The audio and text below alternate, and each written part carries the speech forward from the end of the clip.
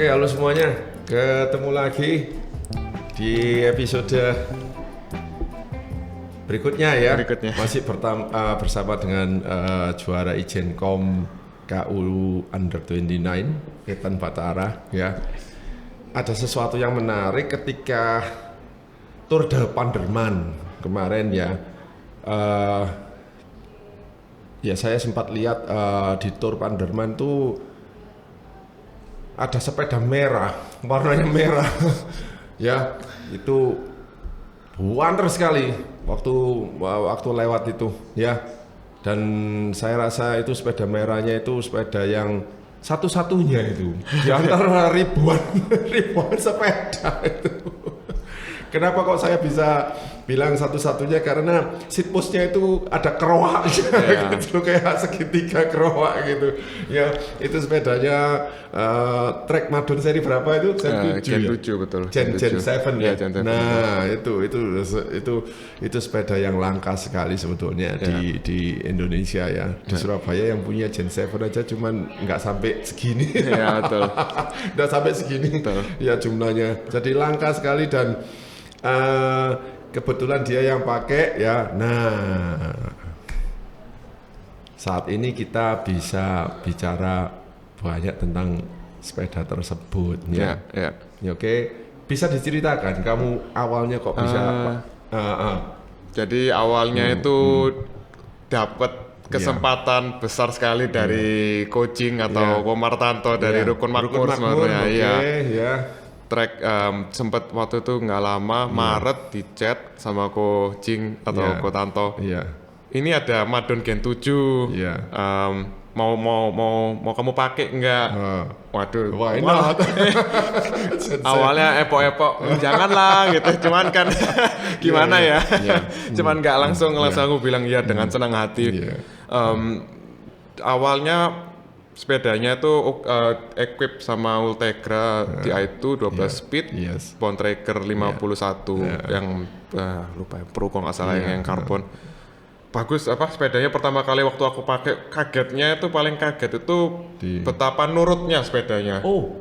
Malahan sebelum pakai Trek itu aku pernah pakai Factor Ostro itu waktu di kantor dulu ada pinjaman, terus ada Super 6 juga, terus yang Cannondale yang 2017 yang masih seat stay-nya belum turun. Terus habis gitu terakhir kali itu pakai standard Kreissäge yang aluminium betul. Waktu itu dibangun untuk ikut kriterium cuman nggak jadi. Waktu yang standard itu sangat nggak nurut lah sepedanya. Apalagi kalau paling gampang itu di putaran balik karapan sapi itu nggak mau atau setidaknya aku nggak bisa ngendaliin belokannya yang bisa rapi gitu. Cuman waktu pakai Madon itu kaget sih. Aku paling kaget itu di handlingnya sebenarnya. Kalau stiff dan lain-lain, aero dan lainnya itu ya udah lah. Ya memang nggak usah dipertanyakan. Cuman itu sih inisial pertama kalinya. Sepeda aero dan pertama kali bisa dapat kesempatan untuk pakai karbon yang benar-benar high end baru pertama kali ini sih sebenarnya waktu Maret itu, makanya sangat berterima kasih sampai sekarang pun masih dipercayain untuk pakai Madonnya sih. Bagus sih. Dan menurutmu dibanding sepeda-sepeda lain-lainnya yang pernah kamu pakai itu kualitasnya jomplang atau gimana? Jomplang, bisa dibilang jomplang sih. Jomplang lumayan. Jomplang lumayan jauh sih. Kaget sih waktu itu pertama kali pakai. Ternyata bisa sekencang itu sepedanya dan lain-lain. Keren sih memang sepedanya. Sayang sekali kalau makanya waktu kau bisa ada Gen 7, maksudnya ada stok lagi, pengen sih cuman buat jaga-jaga aja. Buat spare bike. Buat spare bike. Itu sepeda enggak murah enggak. Itu high end. Kalau ada frame gitu, waduh itu enak banget sih sebenarnya. Harus aku akuin memang. Bicara soal sepeda loh ya.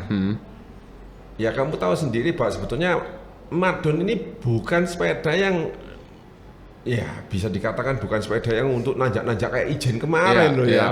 Betul. Tapi memang setelah kamu pakai misalnya di Panderman kamu bisa lolos jadi juara ya kan, terus di lain-lainnya juga juara 1 ya, kemudian di IJNCOM kamu juara 1 itu. Nah ini kita jadi bertanya-tanya nih, apa memang benar sepeda aero juga bisa dipakai untuk rute-rute seperti itu?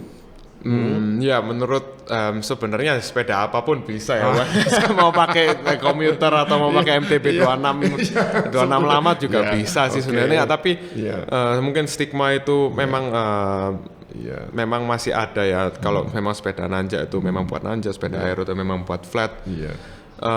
Cuman menurutku setelah sempat kerja di toko sepeda dan lain-lain, memang perbedaan antara sepeda aero sama climbing semakin tahun semakin nggak ada bedanya. Maksudnya semakin menipis. Betul. Terutama untuk yang Madon itu pun pertama kali belum diganti apa-apa tuh beratnya sudah 7,6 sama pedal, sama Garmin mount, sama apa tuh namanya bottle gauge. Ganti jadi 7,4. Oke lah. Buat sepeda segendut atau se-aero itu plus wheelset yang lumayan tebal sih. Which is lumayan kaget, itu pun masih pakai Ultegra ya, belum upgrade yang ke gimana. Kalau menurut teknologi dari Madon sendiri itu yang bisa kamu jelaskan itu apa? Misalnya kenapa dia kok seat pushnya itu bisa dikeroai seperti itu? Itu dalam kamu naik itu apa memberi keuntungan begitu loh? Sebenarnya kalau maksudnya sepeda-sepeda gini aku sangat senang, maksudnya researchnya di belakang, baca white papernya, baca grafiknya itu senang sekali. Cuman sebenarnya kalau buat isoflow atau bolongan itu tuh sebenarnya mungkin untuk di bagian nanjak atau apa tuh mungkin lebih ke arah buat tanjakan yang relatif landai itu menurut track memang lebih aero karena angin atau udara yang melewati kaki atau turbulent air bisa dibilang itu bisa keluar lewat situ katanya. I see. Turbulent air bisa. Terus isoflow itu juga pentingnya cuman sebenarnya pentingnya itu satunya itu kan sebelumnya dia pakai yang iso speed itu yang ada macam per atau karet itu kan banyak orang komplain bahwa sepedanya kerasanya jadi lebih kayak jelly ya, sama relatif perawatan susah dan sepeda jadi berat. Jadi sebenarnya itu juga buat ngilangin itu, tapi tetap nyaman, dibikin semacam suspensi ya bisa dibilang lah ya. Jadi tetap nyaman tapi lebih ringan sebenarnya. Dan ya mungkin supaya nggak terlalu bosen lah ya, maksudnya sepeda tahun-tahun sekarang pun kalau dicopot beberapa sepeda, mayoritas sepeda kalau dicopot mereknya, dicopot stikernya, dicat hitam aja ya, didamping-dampingin aja, orang nggak bisa bedain ini sepeda apa. Itu sih kayaknya kegunaan yang paling penting. Setelah kamu bisa mencicipi sepeda-sepeda yang high end dan menikmati misalnya hasilnya dari itu, nah kemudian untuk orang yang misalnya ingin berinvestasi ke sepeda itu kamu punya nasihat apa? Investasi ya sebenarnya semua orang punya prioritas lah ya. Yang paling penting itu prioritas. Jadi kalau misalnya memang kita banyak di luar negeri pun atau di Eropa juga banyak yang sepedanya let's say 160 juta tapi mobilnya ya udah biasa aja, itu juga fine, maksudnya memang dia memang lebih sering sepedaan dan lain-lain ya, memang prioritasnya dia di sepeda tersebut. Kalau nasihat sih yang penting jangan terlalu ngikutin kata-kata orang lah ya, maksudnya sepeda ini lebih enak dari itu, sepeda ini lebih pamornya lebih tinggi dari itu. Yang paling penting itu prioritas. Yang kedua yang paling penting ya semampunya, yang penting ya nggak butuh terlalu gimana. Betul. At the end juga mayoritas faktor dari performance sendiri kan sepeda ya mungkin cuma 20% atau 30% dari yang lain, semuanya dari orangnya sih. Iya betul ya. Jadi bijaksana sekali ya karena ya itu ya mungkin faktor sepeda itu hanya 20%-nya bagi dia. Dia menasihati kita itu 20%-nya, selebihnya 80%-nya dari mungkin manusianya dan faktor-faktor lain, misalnya perawatan, kayak persiapan, kayak latihan dan sebagainya, ya kan. Nah, terus ada anggapan juga loh ya, kalau misalnya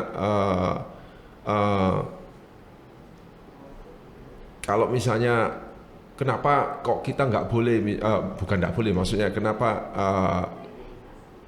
kalau misalnya kita mau mengejar sesuatu misalnya ya why not kita misalnya invest ke sesuatu yang lebih, katakan misalnya harus lebih mahal pun it's okay begitu. Masalah, betul, setuju. Ya seperti juga misalnya yang tim PON Jawa Timur itu, setelah mereka berinvest ke sepeda TT yang sesungguhnya harganya mahal itu, akhirnya dapat 2 gol. Iya pasti. Memang persentase mungkin 20%, cuman kalau misalnya atau 20% atau lebih kecil gitu, tapi kalau buat bener-bener yang atlet pro, mereka butuh 0,01% dari setiap advantage atau kelebihan. Memang kalau bener-bener memang penting sih sebenarnya. Betul. Tapi misalnya pengalamanmu sendiri misalnya di jalan misalnya dan kamu kalau ketemu sama teman-temanmu begitu, apa bahwa mayoritas mereka yang bersepeda yang high-end itu otomatis finish di tujuan itu lebih cepat. Ini percaya.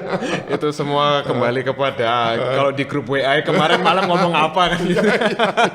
Itu biasa. Iya, itu kalau misalnya motivasi dari diri sendiri seperti dibilang tadi sebenarnya, kalau motivasi dari dalam diri sendirinya jauh lebih besar dari orang sebelahnya, biasanya lebih cepat biasanya. Iya, apalagi kalau habis beli sepeda baru atau beli set baru kan. Iya, biasanya gitu bercandaannya. Ya tapi anyway, ini diskusi yang sangat menarik mengenai sepeda, terutama belum ada juga orang yang bisa tahu feel-nya madun itu seperti apa begitu. Nah, kalau kamu sendiri gimana itu setelah beberapa lama ini kamu memakai Madon 7 itu, is it recommended bike for all gitu misalnya? Menurutku sih itu underrated sekali itu sepeda. Underrated sekali menurutku sepedanya. Menurutku ya. Berarti kualitasnya masih bisa lebih tinggi lagi ya? Iya, maksudnya underrated itu as in nggak tahu ya. Tapi di sini kayaknya lebih condong ke satu merek dari yang lain.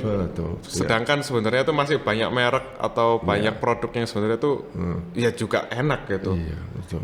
Ya. Menurut underratedmu itu underrated yang kayak apa misalnya gitu loh tentang Madon 7 ini? Enak tapi nggak ada yang pakai. Wah, benar. Sebenarnya ya itu. Iya, harga enak tapi nggak ada yang pakai. Iya, sayang sekali sebenarnya. Dan harga waktu itu aku pikir beda jauh sama kompetitor. Sebenarnya hampir sebenarnya sama sepeda-sepeda yang lebih sering dipakai di jalanan itu. Hampir sekelas kan ya. Iya, harganya lumayan sekelas sebenarnya. Cuman ya itu sayang sekali bahwa ya memang kalau sekarang awal-awal mungkin pertama kali sampai di Indonesia atau pertama kali balik pun kalau ditanyakin pengen beli sepeda apa, aku nggak mungkin ngomong trek sih pertama kali. Iya, betul. Nggak nama trek itu nggak bakal muncul di kurang ngecap gitu ya. Iya, nggak itu kalau di luar negeri at least itu tercap sebagai sepeda orang tua, maksudnya bapak. Iya. Yang mungkin besar di tahun 2000, bapak-bapak ya maksudnya besar di zamannya Lance Armstrong gitu. Cuman kalau sekarang sih kayaknya nama track lumayan ini sih underrated ya, itu lumayan jarang sebenarnya yang kepikiran bahwa sepeda itu enak gitu sebenarnya. Ya, sayang sekali. Begitulah track Madon 7 ya, bagi mereka yang misalnya ada ancang-ancang misalnya melirik ke track Madon, sebentar lagi ada Gen 8 ya kan? Sudah rilis kemarin. Iya, tunggu aja. Ya beginilah diskusi yang menarik tentang sepeda ini ya, dari siapa lagi, dari orang yang memakainya. Ya, Selamat ya Ethan Batara. Iya, makasih. Nah, kita harap nanti tahun-tahun berikutnya ya juga Anda makin berprestasi. Amin, amin. Ya. Terima kasih sudah diundang. Terus semoga kamu tetap akan maksudnya menjadi motivator untuk komunitas sepeda di Surabaya agar lebih giat. Iya. Oke. Terima kasih. Ya, sekian terima kasih episode ini. Sampai ketemu di episode selanjutnya. Terima kasih.